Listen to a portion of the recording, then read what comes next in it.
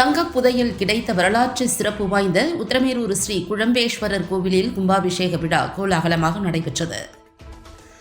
கோவில் நகரமான சதுர்வேதிமங்கலம் என்ற வரலாற்று புகழ்பெற்ற உத்திரமேரூரில் 2ஆம் குலோத்துங்க மன்னனின் குழப்பத்தை தீர்த்ததாக வரலாற்று சுவடுகளில் கூறப்படும் உத்திரமேரூர் ஸ்ரீ பிரம்மகரநாயகி உடனுரை ஸ்ரீ குழம்பேஸ்வரர் ஆலயத்தின் மகா கும்பாபிஷேக யாகசாலை பூஜைகள் நிறைவுற்ற நிலையில் கோவில் நகரமான காஞ்சிபுரம் வட்டாரத்தில் பல்வேறு திருக்கோவில்கள் சிறப்பு பெற்று வரும் நிலையில் சதுர்வேதிமங்கலம் என அழைக்கப்படும் உத்திரமேரூர் பகுதியில் சுமார் கிபி 1133 1150 காலத்தில் 2ஆம் குலோத்துங்க மன்னனின் குழப்பத்தை தீர்த்ததாக வரலாற்று செப்பேடுகள் கூறும் நிலையில் மேற்கு நோக்கி ஆலயமாக அமைந்துள்ள ஸ்ரீ குழம்பேஸ்வரர் ஆலயத்தின் திருப்பணிகள் கடந்த 2 ஆண்டுகளாக நடைபெற்று தற்போது நிறைவு பெற்றுள்ளது.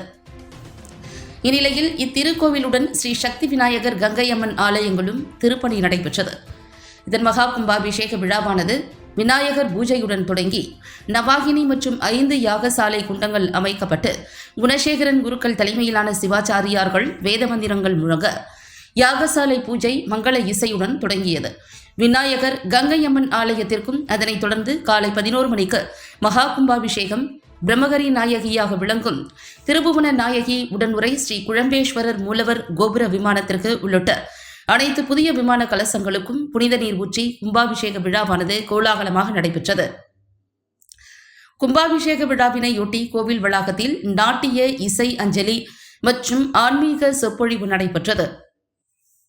கடந்த 2020ஆம் ஆண்டு கோவில் புனரமைக்கும் பணியின் போது தங்க புதையல் கிடைத்ததும் அதனை அரசு ஏற்றுக்கொண்டதும் அப்போது பெரும் பரபரப்பை ஏற்படுத்தியது. கும்பாபிஷேக விழாவில் உத்திரமேரூர் மற்றும் அதனை சுற்றியுள்ள 1000க்கும் மேற்பட்ட பக்தர்கள் கலந்து கொண்டு சுவாமி தரிசனம் செய்தனர். பின்னர் பக்தர்கள் அனைவருக்கும் அறுசுவை உணவு வழங்கப்பட்டது.